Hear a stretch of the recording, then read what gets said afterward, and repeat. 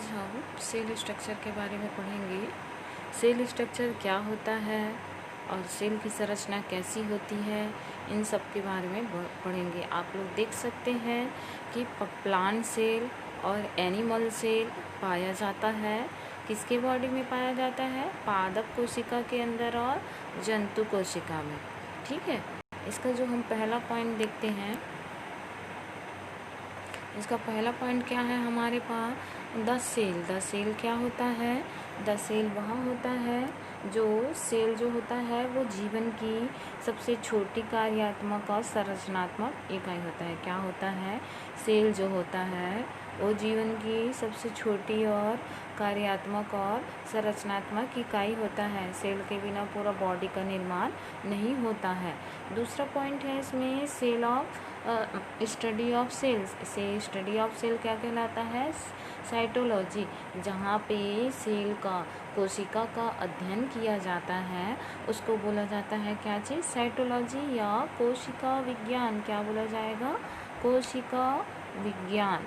ठीक है, इसके कोशिका विज्ञान के जनक, father of cytology, Robert Hooke को कहा जाता है, क्योंकि इन्होंने ही सबसे पहले क्या किए थे?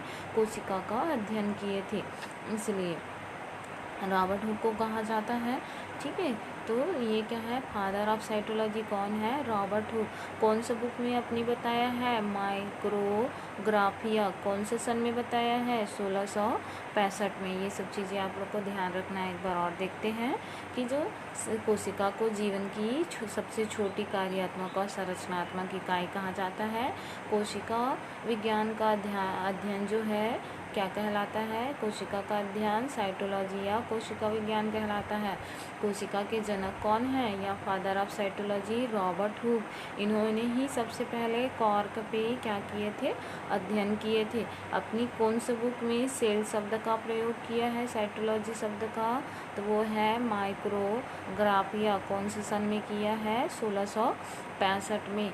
Cell theory is given by. Cell theory जो सेल सिद्धांत है, कोशिका सिद्धांत है, उसको सबसे पहले किसने दिया है? स्लाइडेन एवं स्वान ने दिया है। कौन से सन में दिया है? 1838 और 1839 में। स्लाइडेन ने 1838 में और स्वान ने 1839 में दिया है। आगे हम देखते हैं सेल के बारे में। इस तरह से क्या होता है, अलग अलग साइंटिस्ट थे, है ना, जो कोशिका का अध्ययन क्या कहलाता है? कोशिका विज्ञान।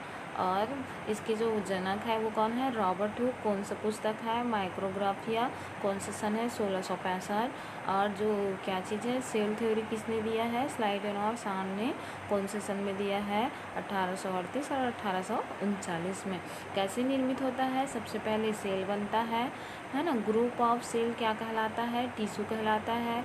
ग्रुप ऑफ टिश्यू क्या कहलाता है? ऑर्गन कहलाता है। क्या कहलाएगा? अंग कहलाता है। और अंग के जो ग्रुप होते हैं, समूह होते हैं, उसको क्या कहा जाता है? पूरे बॉडी कहा जाता है, पूरा शरीर कहा जाता है, या अंग तंत्र कहा जाता है। एक बार और देख लीजिए। कोशिका के समूह को क्या कहा जाएगा? ऊतक कहा जाता है। ऊतक के समूह को क्या कहा जाता है? अंग कहा जाता है। और अंग के समूह को कहा जाता है क्या चीज़? अंग तंत्र कहा जाता है। इस तरह से पूरी बॉडी का कोशिका से निर्माण होता है। आगे हम देखते हैं, और इस तरह से इस वाले स्लाइड में भी आप लोग देख सकते हैं। कोशिका बना, उसका समूह है, समूह से क्या बना? ऊतक बना, ऊतक के समूह से अंग बना, अंग के समूह से अंग तंत्र बना, और अंग तंत्र से एक ऑर्गेनिज्म का निर्माण होता है। ये उसके पूरे बॉडी का निर्माण होता है। एक ऑर्गेनिज्म मतलब जीव का निर्माण होता है, जिससे पॉपुलेशन जो है वो क्या होता है? बढ़ता है। आगे हम देखते हैं क्या चीज़ के बारे में, कि ये जो कोशिका होता है वो दिखाई कैसे देता है?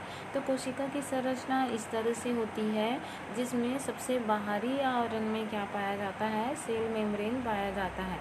क्या पाया जाता है? इसके बाहरी आवरण में सेल मेम्ब्रेन पाया जाता है, जो कोशिका को सुरक्षा प्रदान करता है। इसके अंदर देखते हैं जितने भी क्या होते हैं? कोशिकांग होते हैं, वो किस में पाए जाते हैं? साइटोप्लाज्म में पाए जाते हैं। और इसके अंदर जाते हैं तो न्यूक्लियस होता है। न्यूक्लियस के अंदर डीएनए पाया जाता है। डीएनए को क्या बोला जाता है? आनुवांशिक पदार्थ बोला जाता है।